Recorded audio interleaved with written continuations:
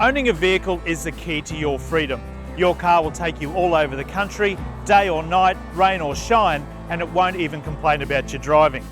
But if your car isn't serviced and maintained properly, it may one day break down, and that could leave you stranded by the side of the road or in harm's way.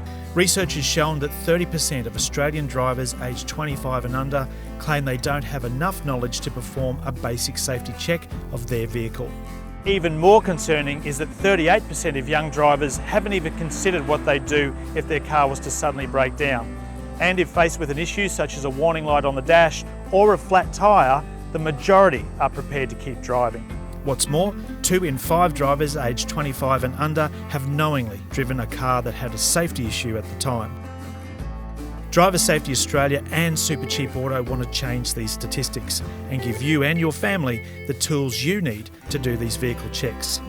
We want to keep you and your family safe, not broken down by the side of the road. If you're interested in safety and you want to learn more about the key areas that can cause breakdowns, then head into your local Supercheap Auto store on March 30 for Check It Day. One of our friendly team members will show you how to perform these basic vehicle checks, and we'll be looking at issues such as tyres, wipers, lights, oil and other vital fluids. So remember, Check It Day, March 30.